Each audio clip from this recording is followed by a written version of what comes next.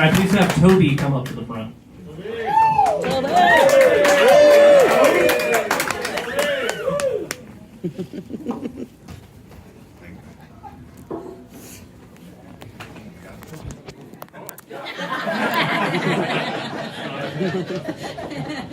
Hey y'all, that's the coolest, that's the dopest shadow box I've ever seen in my life. Who built that?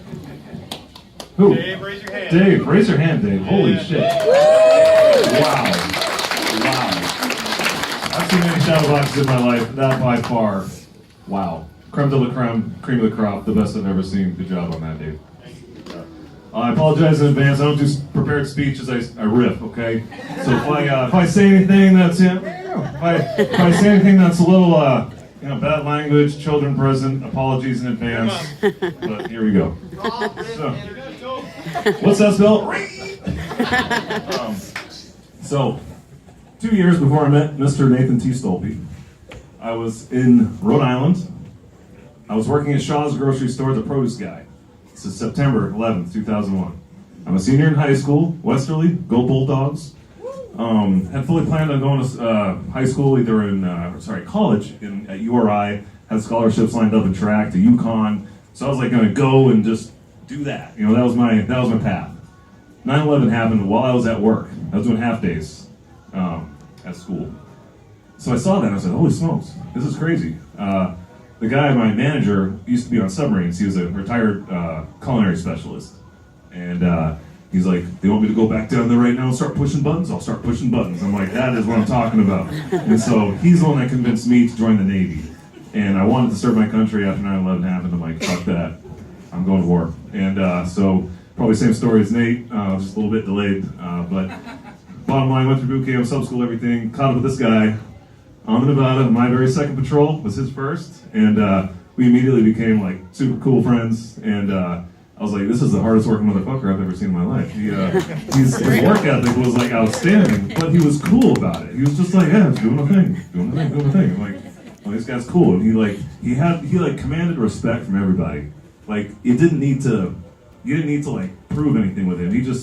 You were either part of his crew, part of his tribe, or you weren't.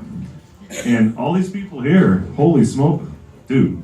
There's just some cool people here today, all part of Nate's tribe. This guy, so yeah, man, seriously, I love this guy. So I've kind of seen going through the Navy. I call it like a two-pilot aircraft. Everyone talks about the submarine service and let's respect the sailors, and which they should. It's a hard job. It's a very, very, very difficult job. Don't need to go into detail. Y'all know. But then what they don't talk about a lot, even during the service, is like the Navy wives, the people that stay home, you know. And I've been through hell and back with this guy, man. I know what Jen's been through, like on a personal level. I gotta tell you, it's hats off to you, Navy wives, for real. Like, seriously, you're on the blue. It's a two-pilot aircraft, right?